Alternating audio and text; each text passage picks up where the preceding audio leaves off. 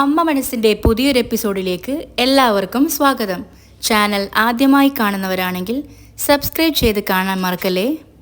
അപ്പോൾ ലക്ഷ്മി അമ്മ കരഞ്ഞുകൊണ്ട് മഹേന്ദ്രൻ സാറിനോട് പറയാണ്, എന്നാണോ മഹേഷ് അവരുടെ ജീവിതത്തിലേക്ക് വന്നത് അന്നു മുതൽ ചന്ദ്രികയും മലരും വിഷമങ്ങൾ അനുഭവിക്കാൻ തുടങ്ങും. എന്നിട്ട് സംശയത്തോടെ മഹേന്ദ്രൻ സാറിനോട് ചോദിച്ചു, ഏട്ടാ, ചന്ദ്രികയും മലരിനെയും അവൻ എന്തെങ്കിലും ചെയ്തിട്ടുണ്ടാവുമോ?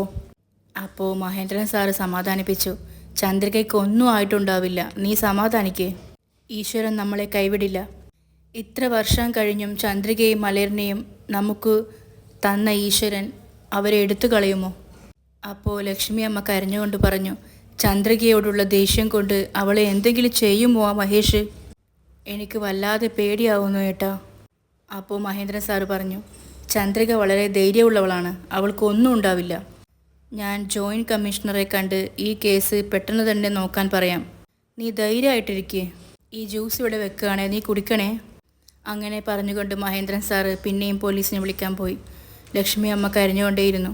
ലക്ഷ്മി അമ്മ കൈകൂപ്പി മനസ്സിലോർത്തു, ഈശ്വര, എൻ്റെ മക്കൾക്ക് ഒന്നും ഉണ്ടാവില്ലേ, അവരെ ഇങ്ങോട്ടേക്ക് കൊണ്ടുതരണേ. എൻ്റെ മക്കൾക്ക് എന്തെങ്കിലും സംഭവിച്ചാൽ ഞാൻ പിന്നെ ജീവനോടെ ഉണ്ടാവില്ല. അതും പറഞ്ഞു പൊട്ടി കരഞ്ഞുകൊണ്ടിരുന്നു. പിന്നെ കാണിക്കുന്നത് കൊള്ള സംഗീതത്തിൽ മനോഹരനെയാണ്. അയാളുടെ അടുത്തേക്ക് ആ വാടക കൊലയാളി വന്നു. അയാൾ പറഞ്ഞു, സർ, വിഷവാതകം കൊണ്ടുവന്നിട്ടുണ്ട്. അപ്പോൾ മനോഹർ, പ്രശ്നമൊന്നുമില്ലാതെ എല്ലാം ശരിയാവുമായിരിക്കും അല്ലേ?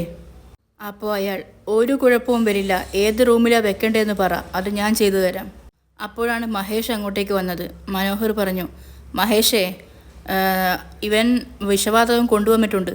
അപ്പോൾ മഹേഷ് പറഞ്ഞു, ചന്ദ്രികയും മലരിനെയും ഞാൻ വാനിൽ കയറ്റിയിട്ടുണ്ട്, ഇനി സിദ്ധാർത്ഥിൻ്റെ കഥ കഴിക്കാം. സാർ, ചെയ്യാമെന്നും പറഞ്ഞ് വാടക കൊലയാളിയും അവരുടെ കൂടെ കൂടി മൂന്നാളും കൂടി സിദ്ധുവിൻ്റെ റൂമിലേക്ക് വരാൻ പോകുന്നു. അങ്ങനെ ആ വിഷവാതകം സിദ്ധുവിൻ്റെ റൂമിലേക്ക് അവർ കൊണ്ടുവന്ന് സെറ്റ് ചെയ്തു. മനോഹർ ഓരോ നിർദ്ദേശങ്ങൾ ആ വാടക കൊലയാളിക്ക് കൊടുത്തുകൊണ്ടിരുന്നു. മഹേഷ് പോയി എല്ലാ ജനലുകളും അടച്ചു വന്നു.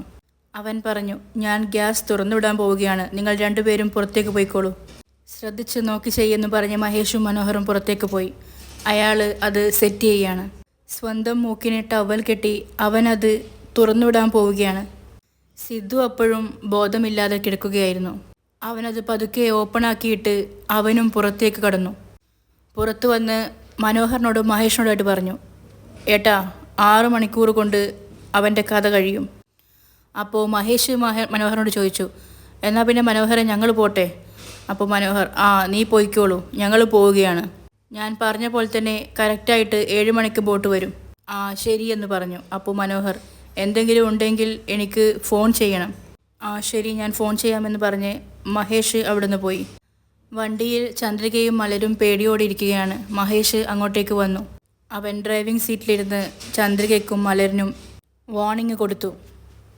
ഇങ്ങോട്ട് നോക്ക്, നമ്മൾ ശ്രീലങ്കയിലെത്തും വരെ 2 പേരും ശ്വാസം വിടാൻ പാടില്ല. വഴിക്ക് വെച്ച് എന്തെങ്കിലും ശബ്ദമുണ്ടാക്കാനോ കുതിറി ഓടാനോ ശ്രമിച്ചാൽ ഒറ്റ കോള് മതി, സിദ്ധാർത്ഥിൻ്റെ കഥ ഇവിടെ കഴിയും. അപ്പോൾ ചന്ദ്രിക പറഞ്ഞു, ഞങ്ങൾ ഒരു പ്രശ്നവും ഉണ്ടാക്കില്ല, ദയവ് ചെയ്ത് സിദ്ധാർത്ഥിനെ ഒന്നും ചെയ്യരുത്. മഹേഷ് ഒരു ചെറുചിരിയോടെ വണ്ടി മുന്നോട്ടേക്കെടുത്തു. മുറിയിലാവട്ടെ പതുക്കെ വിഷവാതകം സ്പ്രെഡ് ചെയ്യാൻ തുടങ്ങി.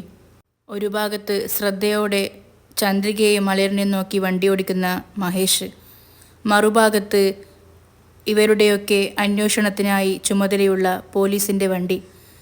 പിന്നെ കാണിക്കുന്നത് വളരെ സങ്കടത്തോടെ ആദിയോടെ ഇരിക്കുന്ന മഹേന്ദ്രൻ സാറിനെയും. അപ്പോൾ മഹേന്ദ്രൻ സാറിനൊരു കോൾ വന്നു. അത് ആ പോലീസുകാരനായിരുന്നു. സാർ, പറയൂ സാർ.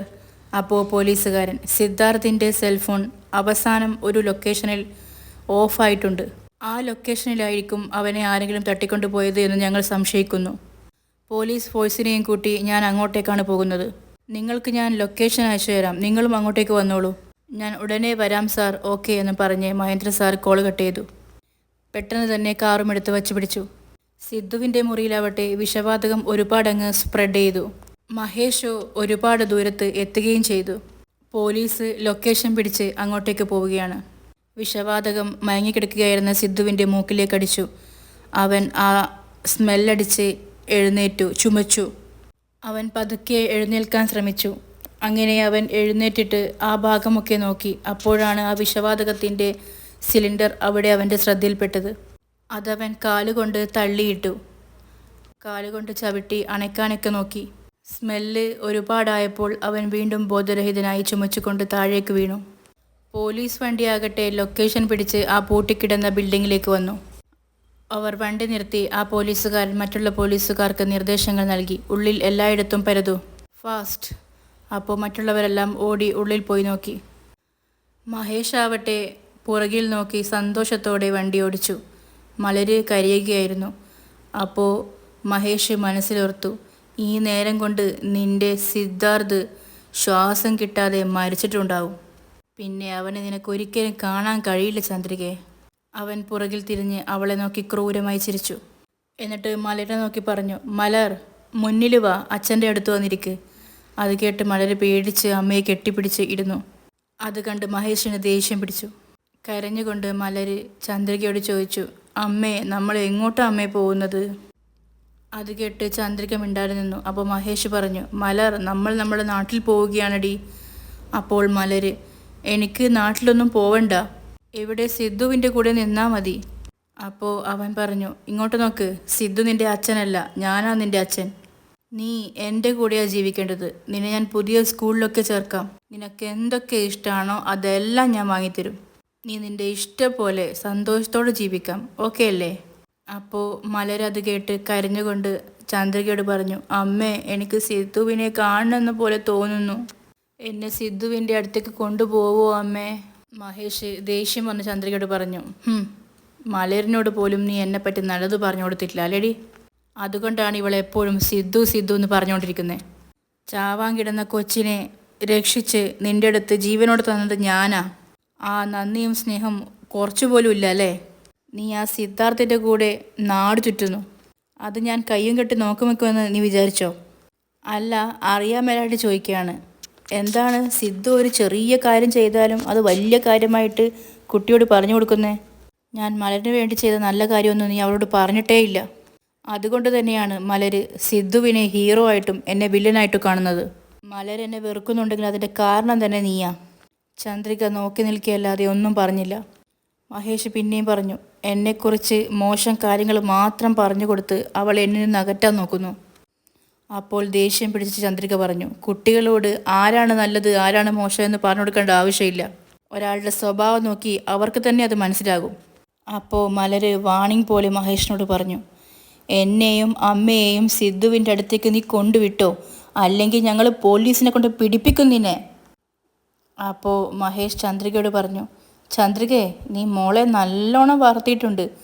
സ്വന്തം അച്ഛനെ പോലീസിനെ കൊണ്ട് പിടിപ്പിക്കുമെന്ന് പറയുന്നു, സബാഷ്. അപ്പോൾ ചന്ദ്രിക പറഞ്ഞു, സിദ്ധു സാറിനെ അവിടെ നിന്ന് കെട്ടഴിച്ച് വിട്, എന്നിട്ട് തിരിച്ച് വീട്ടിലേക്ക് വിട്. ഞാൻ നീ പറയുന്നതെല്ലാം അനുസരിക്കുന്നില്ലേ? പിന്നെ എന്തിനാ അദ്ദേഹത്തെ പിന്നെ അവിടെ കെട്ടിവെച്ചിരിക്കുന്നത്? അപ്പോൾ മഹേഷ്, ഞാൻ എന്തിനാ അവനെ ഇങ്ങനെ കെട്ടിവെച്ചിരിക്കുന്നറിയോ? നീ എൻ്റെ കൂടെ നാട്ടിൽ വരുന്നത് വരേക്കും അവൻ ഒരു പ്രശ്നവും ഇല്ലാതെ നീ എൻ്റെ കൂടെ എത്തണമെങ്കിൽ അവൻ അവിടെ വേണം. പോകുന്നതിൻ്റെ ഇടയിൽ നിനക്ക് രക്ഷപ്പെടണമെന്ന് തോന്നി എന്നെ എന്തെങ്കിലും ചെയ്യണമെന്നൊക്കെ ആഗ്രഹം ഉണ്ടാവുമല്ലോ. അപ്പോൾ ഒരൊറ്റ കോള് മതി, അവിടെ എൻ്റെ ആളുകൾ നിൻ്റെ സിദ്ധുവിനെ കൊന്നുകളയും. അതിനാണ് അവനെ അവിടെ കെട്ടിവെച്ചിരിക്കുന്നത്.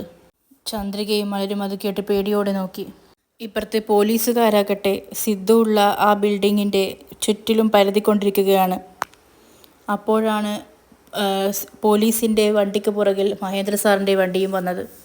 മഹേന്ദ്ര സാറ് ഓടി വന്ന് പോലീസുകാരനോട് ചോദിച്ചു, സാർ എന്തായി? അപ്പോൾ അയാൾ പറഞ്ഞു, ഇവിടെയാണ് സിദ്ധാർത്ഥിൻ്റെ ലൊക്കേഷൻ കാണിച്ചത്. ഇവിടെ സിദ്ധാർത്ഥ് സാർ ഉണ്ടാവുമെന്ന് ഞങ്ങൾ കരുതുന്നു. അപ്പോൾ എല്ലായിടത്തും സെർച്ച് ചെയ്ത് കഴിഞ്ഞ് പോലീസുകാർ അങ്ങോട്ടേക്ക് വന്നു. പോലീസ് ചോദിച്ചു, എന്താ, എവിടെയെങ്കിലും കണ്ടോ? ഇല്ല സാർ, ഞങ്ങൾ എല്ലായിടത്തും പരിധി നോക്കി, എവിടെയും കാണുന്നില്ല. അപ്പോൾ ASP പറഞ്ഞു, ഇല്ല, ഇവിടെയാണ് സിദ്ധാർത്ഥിൻ്റെ ലാസ്റ്റ് ലൊക്കേഷൻ കാണിച്ചത്. ഇവിടെ എവിടത്തെങ്കിലും തന്നെ ഉണ്ടാവും. ആ നേരം മഹേന്ദ്ര സാർ അവിടെയൊക്കെ ഒന്ന് കണ്ണോടിച്ച് നോക്കി. അപ്പോൾ തൊട്ടപ്പുറത്തെ ഭാഗത്തും ഒരു ബിൽഡിംഗ് ഉണ്ടെന്ന് കണ്ടു. സാർ, അവിടെയും ഒരു ബിൽഡിംഗ് അടച്ചിട്ടുണ്ട്, അവിടെ ഒന്ന് നോക്കൂ. അപ്പോൾ ASP മറ്റ് പോലീസുകാർക്ക് നിർദ്ദേശം കൊടുത്തു. അവിടെ ഒരു ഷട്ടർ ഇട്ട ബിൽഡിംഗ് ഉണ്ട്, അവിടെ ഒന്ന് നോക്കൂ. അങ്ങനെ അവരെല്ലാവരും കൂടി അതിനടുത്തേക്ക് പോയി ആ ഷട്ടർ പൊക്കി നോക്കി. എല്ലാ പോലീസുകാരെയും ASP അങ്ങോട്ടേക്ക് സെർച്ച് ചെയ്യാൻ വിട്ടു. ഉള്ളിലേക്ക് പ്രവേശിച്ചപ്പോൾ ഒരു റൂമിൽ നിന്നും പുക വരുന്നത് മഹേന്ദ്രൻ സാർ കണ്ടു. സാർ, അവിടെ നിന്നൊരു പുക വരുന്നുണ്ട്. അങ്ങോട്ടേക്ക് പോയി നോക്കാം. അപ്പോൾ ASPയും എല്ലാവരോടും പറഞ്ഞു, വാ അങ്ങോട്ടേക്ക് പോയി നോക്കാം. തുറന്നു നോക്കിയതും അവിടെ പുകയുടെ നടുക്ക് സിദ്ധാർത്ഥിനെ കണ്ട് മഹേന്ദ്രൻ സാർ ഓടി വന്നു. സിദ്ധു സിദ്ധു. അങ്ങനെ എല്ലാവരും കൂടി സിദ്ധുവിനെ പൊക്കിയെടുത്ത് പുറത്തേക്ക് കൊണ്ടുവന്നു. അവിടെ ഇരുത്തി അവൻ്റെ കയ്യിലെ കെട്ടുകൾ അഴിച്ചു കൊടുത്തു. തറയിൽ കിടത്തി ഒരു പോലീസുകാരൻ സിദ്ധുവിന് എമർജൻസി CPR കൊടുത്തു. പോലീസുകാരൻ്റെ ശ്രമം വിഫലമായപ്പോൾ മഹേന്ദ്രൻ സാറും ഒന്ന് ശ്രമിച്ചു നോക്കി. അപ്പോൾ സിദ്ധുവിന് ചുമ വന്നു. അപ്പോൾ അവൻ എഴുന്നേറ്റ് നിന്ന് ചുമച്ചുകൊണ്ടിരുന്നു. മഹേന്ദ്രൻ സാറ് പറഞ്ഞു, സിദ്ധു നിനക്കൊന്നുമില്ലടാ. മഹേന്ദ്രൻ സാറ് ചോദിച്ചു, നിനക്ക് എന്താ പറ്റിയത്? അപ്പോൾ അർദ്ധബോധത്തിൽ സിദ്ധു പറഞ്ഞുകൊണ്ടിരുന്നു, അങ്കിൾ ഞാൻ എയർപോർട്ടിലിരുന്ന് കോൾ ചെയ്തിട്ടുണ്ടായിരുന്നില്ലേ, ക്യാബൊക്കെ ബുക്ക് ചെയ്തെന്ന് പറഞ്ഞ്. അപ്പോൾ മഹേഷാണെന്ന് തോന്നുന്നു എൻ്റെ തലയിൽ ആഞ്ഞടിച്ചു. ഉണ്ടായ കാര്യങ്ങളൊക്കെ സിദ്ധു മഹേന്ദ്രൻ സാറിനോട് പറഞ്ഞു കൊടുത്തു. കഥയെല്ലാം കേട്ട് പേടിയോടെ മഹേന്ദ്രൻ സാറ് സിദ്ധുവിനോട് ചോദിച്ചു, അപ്പോൾ ചന്ദ്രികയും മലരുമോളും എവിടെ സിദ്ധാർത്ഥ്? അപ്പോൾ സിദ്ധു പറഞ്ഞു, അവരെ ഇവിടെ നിന്നും പുറത്തേക്ക് എവിടെയോ കടത്താനാണ് അവരുടെ പ്ലാൻ. എവിടെയാണെന്ന് എനിക്കറിയില്ല അങ്കിൾ. അപ്പോൾ പേടിയോടെ മഹേന്ദ്രൻ സാറ് പറഞ്ഞു, ആ റാസ്കൾ ചന്ദ്രികയെയും മലരിനെയും കടത്തിക്കൊണ്ടുപോയെന്നോ?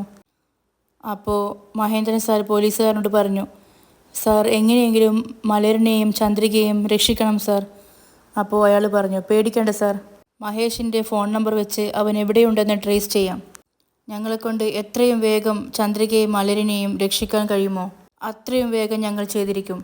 മഹേന്ദ്രൻ സാറ് തറയിലിരുന്ന് തലയിൽ കൈവച്ച് കരഞ്ഞുകൊണ്ടിരുന്നു. അപ്പോൾ ASP പറഞ്ഞു, നിങ്ങൾ രണ്ടുപേരും വീട്ടിലേക്ക് പോയിക്കോളൂ, ഞങ്ങൾ അവരെ എത്രയും വേഗം കണ്ടുപിടിക്കും.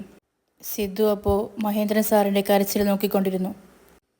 ഈ സമയം മഹേഷിൻ്റെ വണ്ടി ദൂരെ എത്തിയിരുന്നു. അപ്പോൾ ഇവിടെ വെച്ച് ഇന്നത്തെ എപ്പിസോഡ് അവസാനിക്കുകയാണ്. അടുത്ത ഭാഗം കുറച്ച് നോക്കാം. ഒരു തീരപ്രദേശത്ത് നിന്ന് ബോട്ടിലേക്ക് കയറ്റിക്കൊണ്ടു പോവുകയാണ് ചന്ദ്രികയും മലരിനെയും മഹേഷ്. രക്ഷപ്പെടാൻ ഒരു വഴിയുമില്ലാതെ ചന്ദ്രിക ഓരോന്നാലോചിച്ചിരിക്കുന്നു. ഇവിടെ അവസാനിക്കുകയാണ്. പുതിയ നല്ല എപ്പിസോഡുമായി ഞാൻ വീണ്ടും വരുമ്പോഴേക്കും എല്ലാവർക്കും ടാറ്റ ബൈ.